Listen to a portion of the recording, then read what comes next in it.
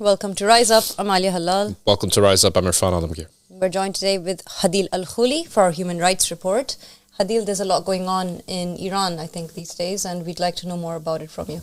Yes, absolutely. First off, thank you again for being on the show. So the widespread persecution, especially in Muslim-majority countries, is not stopping.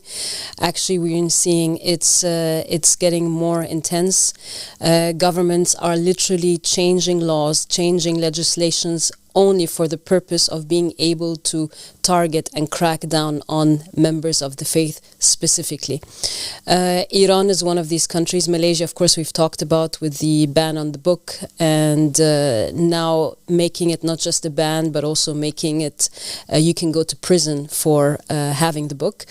In Iran, the crackdown is also intensifying.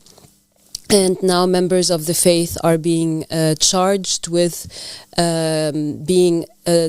doing propaganda and actually acting against the interest of the state. Some of them are even trying to be framed for treason and basically trying to say that they are engaging in anti-state propaganda. So it kind of moved from being in the beginning, it was spreading kufr in the land or starting a new religion, to actually framing the members of the faith to engaging in anti-state propaganda and framing them to be engaged in treason, that that they are basically a danger to national security and to the state. And the craziness is if you look at what the state of Iran are claiming.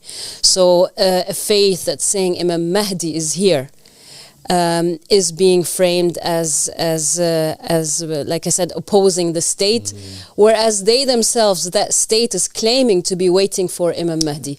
So it is absolute insanity, and I think just the beliefs of the Ahmadi religion of peace and light is enough to completely expose the lies of this regime, because just by being a member in the faith, just by saying I am a follower of Abu Sadiq, I am a believer in the appearance of Imam Mahdi, it just by definition sheds the light on the lies of this regime that is lying to the Shia for centuries and trying to claim that they have Imam Mahdi with them. So naturally, because of the undeniable proofs, because of the strength of the faith of the believers and the knowledge and the argumentation and the hadith and just the wealth of knowledge and argumentation that are irrefutable, the state of Iran has really been using all its resources, the police, the judiciary,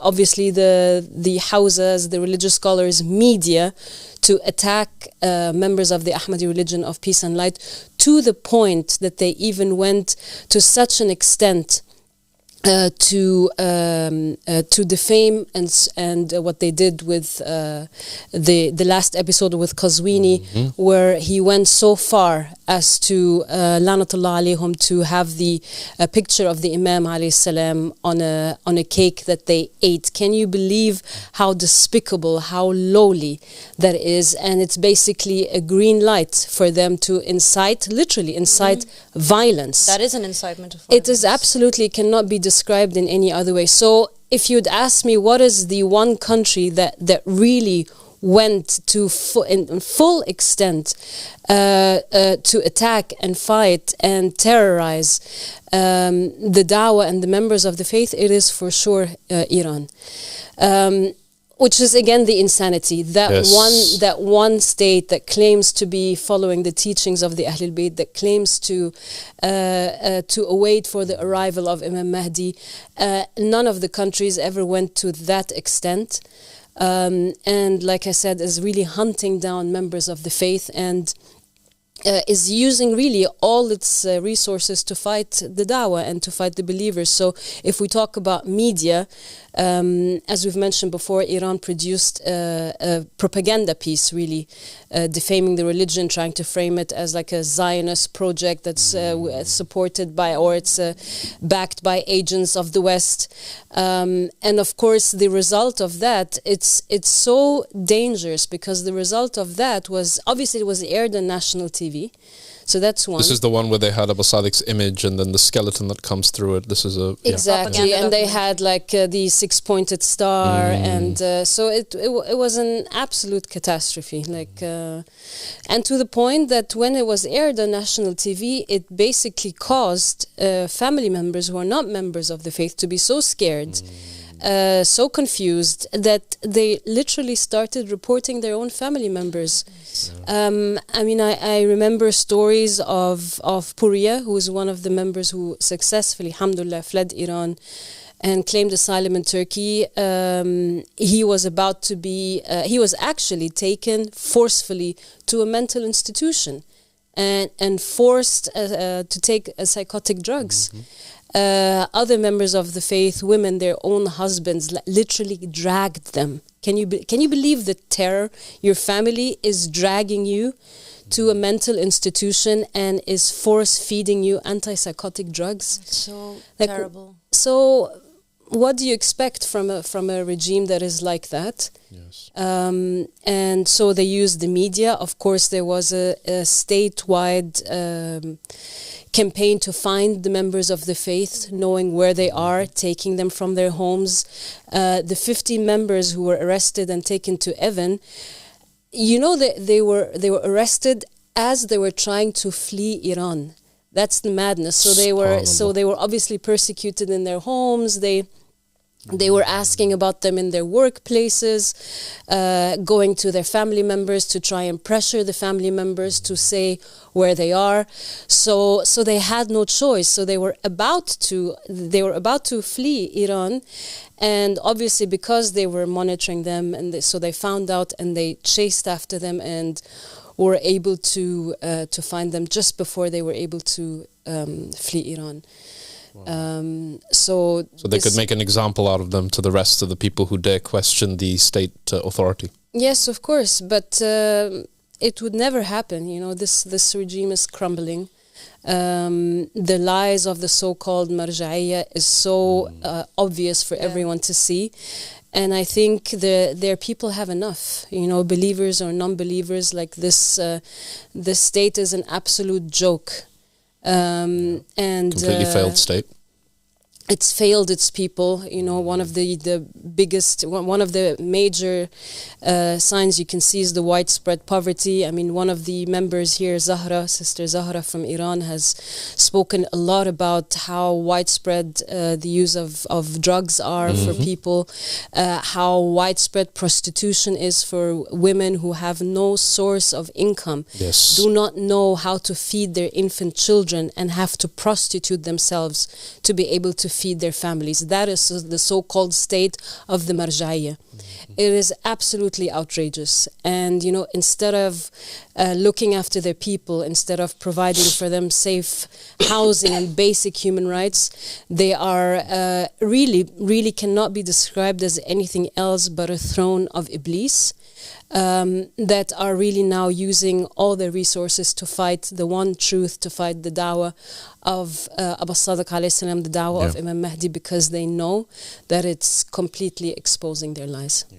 And I think Iran, excuse me, what makes Iran very interesting is that it is also the first country that was talking about Abu Sadiq from back in the day when he started to reveal the fact that Ahmad al-Hassan was the Yamani. Yes. And I remember there was this professor or something who was giving this lecture in a large auditorium, and he was just speaking about this character who is now spreading misconceptions about the appearance of the Yamani. So it's been from day one, and it is really interesting that a country that is claiming to be, which is the Shia country in the world today, if you think about it. We have lots of Islamic republics, but Iran really is the Islamic Republic of Iran and Shia Islam. It is the torchbearer for Shia Islam. And yet they are the ones who are engaged in the most severe level of persecution of human beings in their own country, who are saying the Imam has returned. Based on the will of the Prophet Muhammad. And this is a staggering reality. And I think people, if they really think about this, they will see coming to fruition the narrations of the Prophet Muhammad sallallahu alaihi wasallam when he said, that the scholars of the end times will be the worst. And it is exactly scholars like Qazwini who is cutting cakes with the images of the Yamani on it, about whom the Prophet and his family said those who do not give allegiance to him when he appears are from the people of hellfire. So talk about provoking God in the worst way possible. And what I found really fascinating among your kind of analysis of the whole situation in Iran, Hadil, was you mentioned that the changing of laws in order to crack down specifically on the Ahmadi religion of peace and light members. I thought that was really interesting. And you're saying that, can you give us an example of where this has happened, where they've changed something? Absolutely. So it happened not just in Iran, but it's really a trend that we've been seeing in Muslim majority countries. So one example in general was Malaysia. So Malaysia in the beginning, so obviously it's a federal state and jurisdiction falls within that state that you are in. So when the da'wah spread and when there were several testimonies that were coming from members from all over the country, Malaysia actually changed the law, and there were discussions in parliament to allow the Sharia courts to have nationwide jurisdiction, so that if a member of the faith, and that was happening at the time when there was discussions of banning the Ahmadi religion of peace and light, but they needed a fatwa to be issued from the council. Religious council. So at that time there was no fatwa, and if you're a member of a state of the religion, you're in one state and you happen to be outside of that state, they didn't have the tools to try and arrest and put the person on trial. So they tried to change the law to allow Sharia courts to have a nationwide jurisdiction. And they were actually able to achieve that, and there were many articles that within that article they were mentioning specifically the Ahmadi religion of peace and light. And when the fatwa was issued, now it became a nationwide topic, and it allowed Sharia courts, no matter where you are, even if you are in another state, happened to be there, they would have the right to arrest you. And at the same time also we saw the same thing with the banning of the book, The Goal of the Wise. So at the beginning it was a book ban, but we've seen that intensifying. I think we've talked about this here, that now after it was just a general book ban, it now came to a point that you could be imprisoned for 3 years just for having the book, printing the book, distributing the book. So now it's obviously very glaring example. 3 years in prison for possessing a book that talks about the covenants of God and the coming of the Mahdi. It's outrageous. But again, you could forgive maybe Malaysia in the sense that they have such a warped understanding of Islam, because let's face facts that Shia Islam is much closer to what the truth is, and therefore you could maybe make some kind of understanding that it's such an alien religion to them, the coming of the 12 Imams and the will of the Prophet Muhammad. But how do you make this excuse for Iran? There is nothing. No, you can't. Except the judgment of God. Exactly. And it is very bizarre how passionate they are and how dedicated they are. And as you said, they're using those resources that they have, their limited resources, to look for members and raid their homes and arrest them and come up with new laws. They are very hateful towards the call, to the extent that these marjas that they have, who are also paid by the state, right?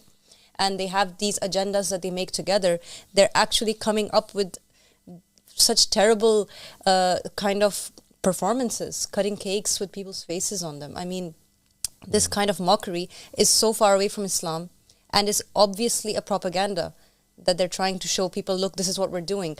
That is so far away from religion, and it just goes to show that there is something about this call that really, really threatens them. I mean, are they attacking Christianity like that? Are they attacking any other religion that happens to be not of their beliefs? No. It's this call of Abu Sadiq that really gets to them, even though it's not changing their society, it's not causing issues to their people, it's not a threat to them. It's just a call that exists. But anyone in their country that happens to believe in it immediately gets persecuted to that degree. It's insane. No, it's a state that hates God. Exactly. And it hates Muhammad and the family of Muhammad. Subhanallah. And it hates every single prophet Clearly, that came openly. and said supremacy is to God, and only a man from God, a person appointed from God, can speak. And this is a regime that has exploited the country and its people for generations in the name of God, and committed the most horrific human rights abuses in the name of the Ahlul Bayt. So lanatullah alayhum. They don't have sanitation and drinking water that comes through pipes, but they've got nanotechnology to track down callers who are saying the Mahdi's here. Incredible hypocrisy. And they're taking the time to bake cakes and cut them on camera with people. Yeah, something I mean, that- what kind of scholar... What kind of A scholar of disgusting God act cannot is do this? that. Exactly. And this is something they would do at the spirit cooking soirees of the elites, yeah, where they put these exactly. That's images such a on good point. cakes and eat them. I mean, what is that about? That is actually a very good point. That's something to consider. Yes. Strange behavior. Truth is stranger than fiction. Clearly, as you said, Hadil, this is the throne of Iblis, not the throne of Imam Mahdi. And you know, anyone who's listening to this and doubts that should really blame themselves for doubting it, because Iran has admitted it itself. Don't we know that Iran itself said that if the Mahdi stood against our state, we would go against him? Absolutely. So they've already admitted their Yes. stance, and Khomeini we should be said aware that. of it. Khomeini himself said that. He made the state for Imam Mahdi, and then he made a disclaimer about Imam Mahdi at the end. So that's our report for today regarding Iran. Look into the matter, and please check out divinejuststate.com for further updates on what's taking place with believers around the world in this call. Thank you so much, Hadil, for the time. Thank you for sitting with us. Yes, thank you. Very enlightening. Thank you. Thank Yeah. you. Thank you. And we're going to be going to a short break, so stay tuned.